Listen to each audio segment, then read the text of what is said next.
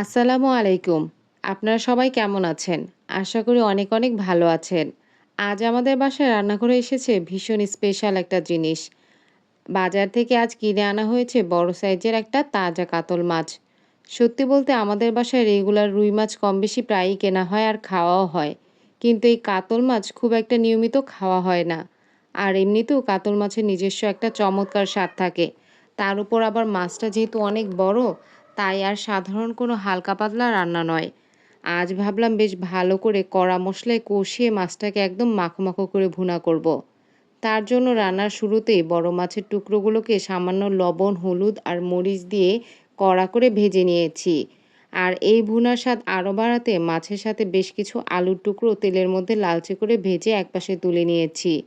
মাছ আর আলু ভাজা শেষ হতেই আমরা এবার চলে যাচ্ছি মূল ভুনার রান্নায়। কড়াইতে সেই গরম তেলের উপর সাধারণ রান্নার মতোই বেশ কিছুটা পেঁয়াজ কুচি আর ফালি করা কাঁচামরিচ কুচি দিয়ে দিব। পেঁয়াজ মরিচটা তেলের মধ্যে নাড়াচাড়া করে হালকা নরম আর সোনালি হয়ে আসার পালা। পেঁয়াজটা ভাজা হয়ে গেলে এবার এতে এক এক করে যোগ করে দেব হলুদ গুঁড়া, মরিচ গুঁড়া আর আজকের রান্নার আসল স্বাদ এনে দেওয়ার জন্য কিছু বাটা মশলা, যেমন আদা রসুন বাটা, পেঁয়াজ বাটা, জিরা বাটা এবং লবণ। মশলাগুলো দেওয়ার পর কিন্তু সাথে সাথে চুলার আঁচ বাড়িয়ে দেওয়া যাবে না। মশলাটা কষানোর সময় আমি এতে সামান্য একটু পানি যোগ করে দেব। এই পানিটা দেওয়ার কারণ হলো মশলাটা যেন কড়াইয়ের তলায় লেগে পুড়ে না যায়। ধীর আঁচে কষানোর ফলে মশলার ভেতরে যে একটা কাঁচা গন্ধ থাকে তা একদম পুরোপুরি চলে যাবে। মশলাটা যত ভালো করে কষানো হবে, আপনার এই কাতল মাছের ভুনাটাও কিন্তু ততটাই খলতে হবে।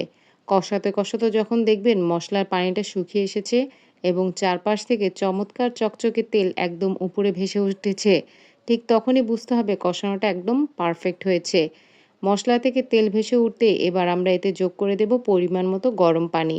রান্নায় সবসময় গরম পানি ব্যবহার করলে তরকারির স্বাদ আর রং দুটোই খুব চমৎকার থাকে।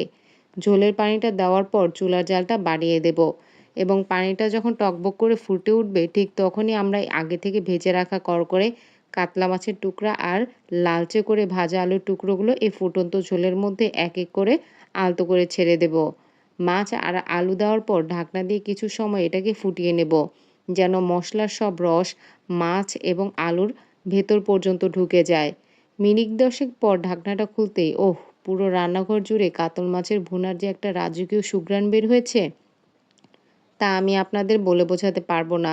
ঝোলটা যখন একদম মাখো, মাখো আর ঘন হয়ে আসবে, তখন নামানোর ঠিক আগ মুহূর্তে ওপর থেকে এক মুঠো তাজা সবুজ ধনিয়া পাতা কুচি ছড়িয়ে দিতে কিন্তু আমি একদমই ভুলব না।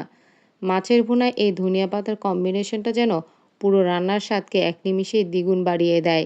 ধনেপাতা দিয়ে মাত্র ১ মিনিট রেখে চুলা থেকে নামিয়ে নিলেই তৈরি আমাদের গরম, গরম ধোয়া ওঠা কাতল মাছের অসাধারণ একটা ভুনা। এই পদ দিয়ে এক থালা গরম ভাত যে তৃপ্তি করে নিমিষে শেষ করে দেওয়া যাবে তাতে কোনো সন্দেহই নেই। তো বন্ধুরা, আজকের এই বড় কাতল মাছের ভুনার সহজ রেসিপিটি আপনাদের কেমন লাগলো? আমাদের মতো আপনাদের বাসায় কি রুই মাছের চেয়ে কাতলা মাছ একটু কম খাওয়া হয়? কমেন্ট করে কিন্তু আমাকে অবশ্যই জানাবেন। সবাই ভালো থাকবেন, সুস্থ থাকবেন। আল্লাহ হাফেজ।